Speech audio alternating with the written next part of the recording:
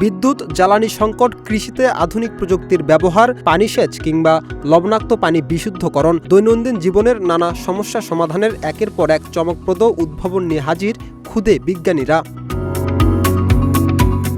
কেউ ভাবছে কম খরচে বিদ্যুতের বিকল্প উৎস নিয়ে, কেউ তৈরি করছে কৃষিকাজ সহজ করার প্রযুক্তি, আবার কেউ দেখিয়েছে কিভাবে লবণাক্ত পানি বিশুদ্ধ করে ব্যবহারযোগ্য করা সম্ভব। বয়সে ছোট হলেও ভাবনায় তারা বড়। বিজ্ঞান ও প্রযুক্তিকে কাজে লাগিয়ে বাস্তব জীবনের সমস্যা সমাধানের তাদের এসব উদ্ভাবনী চিন্তা মুগ্ধ করেছে দর্শনার্থীদের। আজকে আমাদের প্রজেক্টের নাম হচ্ছে solar powered autonomous ocean hydro purification system.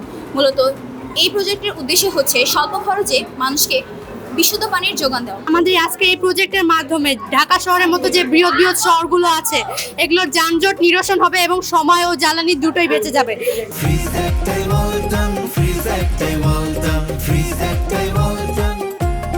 বর্তমান প্রিপেড মিটারে কাট অফ হয়ে যায়, সেই কাট অফ সমস্যাটা তো আমরা কখনো টের পাই না, কারণ আমরা দূরে থাকলে সেটা বোঝা যায় না। সেক্ষেত্রে আমরা এটার মাধ্যমে বুঝতে পারবো এবং আমরা সেটা রিচার্জ করে দিতে পারবো। বাংলাদেশের সড়ক যদি না ভাঙে বা নড়বড়ে না হয়, কিছুটা অংশ যদি আমরা কমাইতে পারি, এই জন্য আমরা এই প্রজেক্টটা বানিয়েছি। এই প্রজেক্টটা যদি বাংলাদেশে যদি কাজে লাগানো হয়, পুরোপুরি যদি বাংলাদেশের বীজ যদি নড়বড়ে ঠিক না করতে পারি, কিছুটা হলেও রোধ করতে পারবো, যাতে আমাদের দেশের উন্নয়ন হবে। আমরা একটা কোম্পানি স্থাপন করতে চাচ্ছি, ওয়াটার কোম্পানি। আমাদের বোতলজাত করতে পারবো, আমরা পাইপলাইনের মাধ্যমে পানি দিতে পারবো। পুরো বাংলাদেশ যেন একটি ক্লিন পানি পায়, একটি নিরাপদ পানি পায়। 7টি পৃথক গ্রুপে ভাগ হয়ে শিক্ষার্থীরা তুলে ধরেছে নিজেদের বিজ্ঞান ভিত্তিক প্রকল্প। বিজ্ঞান ও জ্বালানি, কৃষি প্রযুক্তি, স্মার্ট সেচ প্রকল্প, পানি বিশুদ্ধকরণ সহ নানা বিষয় ছিল তাদের উদ্ভাবনী আয়োজন।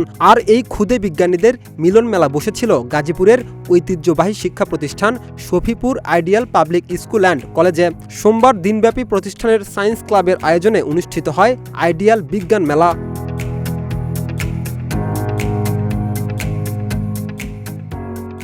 প্রতিষ্ঠানের চেয়ারম্যান মোহাম্মদ হাবিবুর রহমান বলেন, শিক্ষার্থীদের শিক্ষা শুধু পাঠ্য বই আর পরীক্ষার ফলাফলের মধ্যে সীমাবদ্ধ থাকলে চলবে না।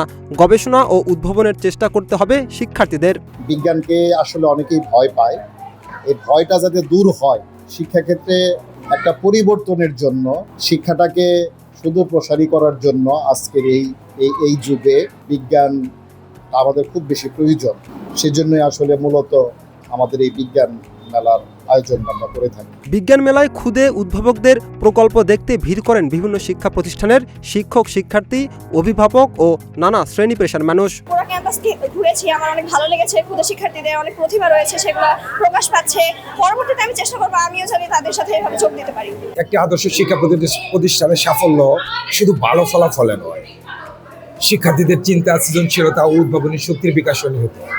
আজকের এই বিজ্ঞান মেলা তারই একটি সুন্দর উদাহরণ। আমরা চাই প্রতিটি শিক্ষা প্রতিষ্ঠানে এমন সুন্দর উদ্যোগ নিয়মিত হোক। ছোট্ট হাতে তৈরি হচ্ছে বড় বড় স্বপ্ন, আর তা থেকে জন্ম নিচ্ছে নতুন নতুন উদ্ভাবনের ভাবনা। ক্ষুদে বিজ্ঞানীরাই হয়তো একদিন দেশের বিদ্যুৎ, জ্বালানি ও পরিবেশ সংকটের সমস্যা নিয়ে তাক লাগাবে বিশ্বকে।